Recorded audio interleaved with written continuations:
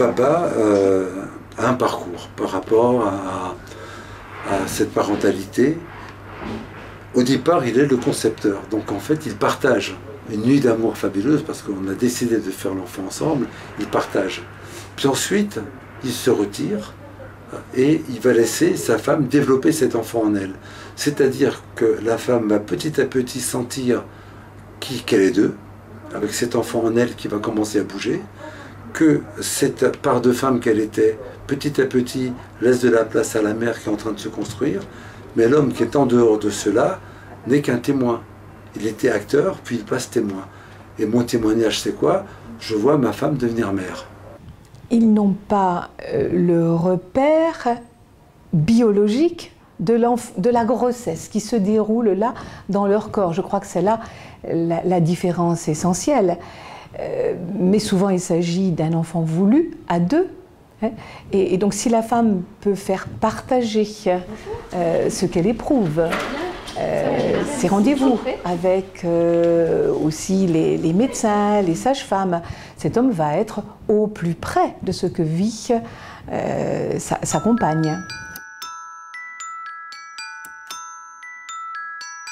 Accepter, faire le choix de devenir père, ça commence quand on conçoit et après c'est une perspective à très long terme, quoi. Voilà, je le conçois comme un engagement sur 25 ans et plus si affinité. C'est très bien, pousse, vas-y, pousse, vas-y ma chérie, vas-y, pousse. Allez, pousse, de façon continue, ouvre les yeux, pousse. Il arrive. J'ai vu toute sortie, il est sorti, regarde-le. Voilà, essuie-le bien. Voilà. C'est Tristan. Bonjour mon fils. Oh. Puis arrive l'accouchement. L'accouchement, c'est quoi? C'est la femme qui travaille. Qu'est-ce que fait l'homme? Il est à côté, il est accompagnant, il est spectateur, et puis en même temps, il est témoin de quelque chose. Puis le bébé qui arrive, qu'est-ce qu'il fait le bébé? Il vient direct chez la maman, il ne va pas chez le papa, sauf les césariennes. Donc il est encore à côté, témoin de quelque chose, de voir cet enfant enfin venir, alors que la mère le connaît depuis tellement longtemps. Parce qu'elle le connaît, son enfant, la mère. Sans le voir, elle le connaît, et lui le découvre. Il dit, tiens, là maintenant je suis papa.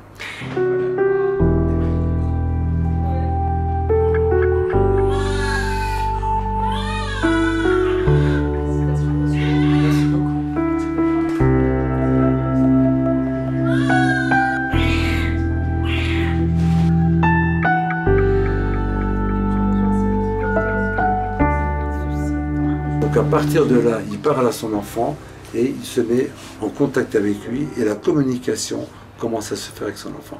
Et là, il devient plus spectateur ou accompagnant, il devient acteur pleinement dans cet accompagnement de bien-être du bébé.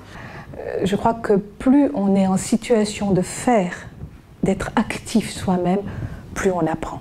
Et c'est ça qui a été donné, me semble-t-il, aux pères ces dernières décennies, c'est d'être au plus près d'échanges, du portage, de tous ces gestes à l'égard des bébés qui vont créer le lien parent-enfant.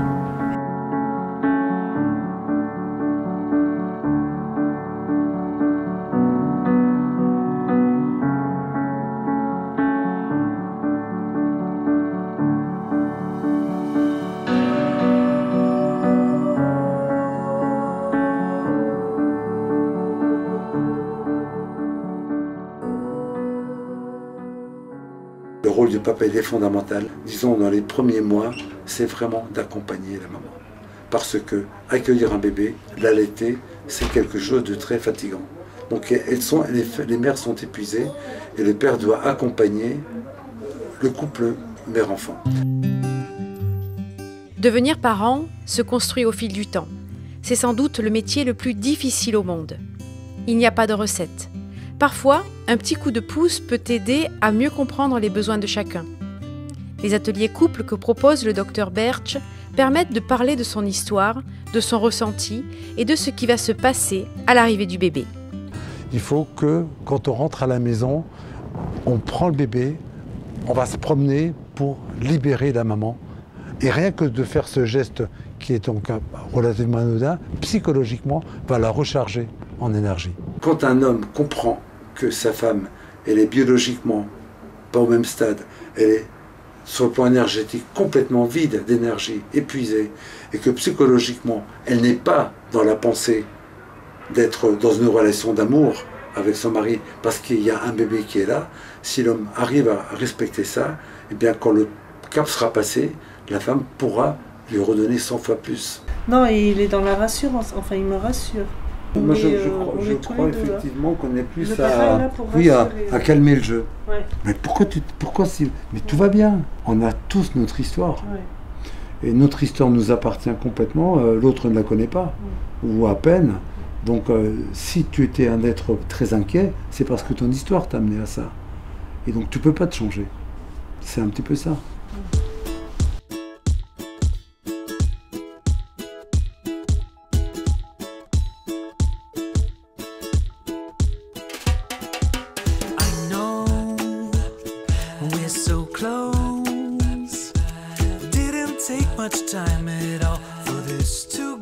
Mais petit à petit, dans la croissance, alors que la mère est dans l'inquiétude de tous les jours, des dangers, de ce qui va se passer à tous les âges de la vie, le père va être celui qui va faire découvrir le monde. On sort, on va se promener, on va à la mer, on fait des jeux, on fait du ludique, etc. Donc chacun prend sa place à un moment donné. C'est la richesse, c'est la chance des enfants qui peuvent être élevés par plusieurs personnes.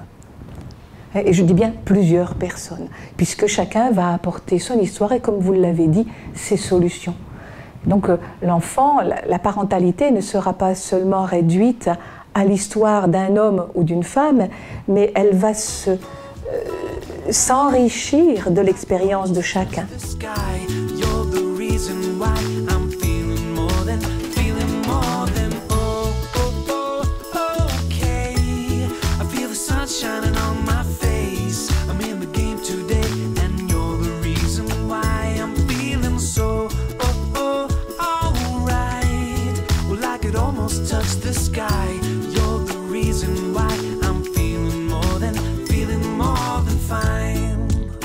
Je ne suis pas une inconditionnelle de Freud, loin de là, même s'il me paraît avoir apporté des choses intéressantes.